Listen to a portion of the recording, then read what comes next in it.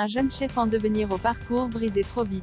Ancien jeune talent de l'édition junior de Top Chef aux États-Unis, Fuller Goldsmith est mort à l'âge de 17 ans, a annoncé la production de l'émission sur Instagram mercredi 6 septembre.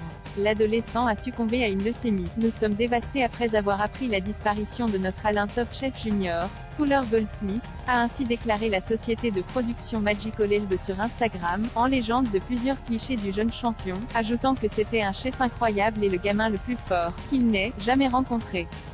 Décrit comme un jeune cuisinier en devenir sur son compte Instagram, Fuller Goldsmith était aussi un véritable battant, lui qui a survécu à 4 leucémies ces dernières années.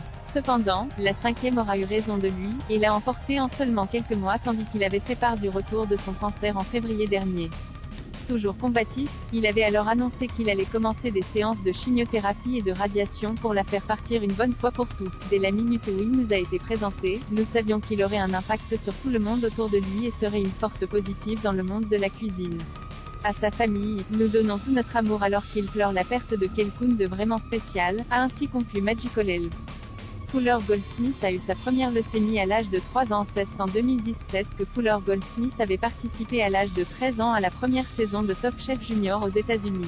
Après plusieurs jours de compétition, le jeune homme avait été contraint d'abandonner, et ce à cause de ses problèmes de santé. C'est à l'âge de 3 ans qu'une leucémie lui avait été diagnostiquée.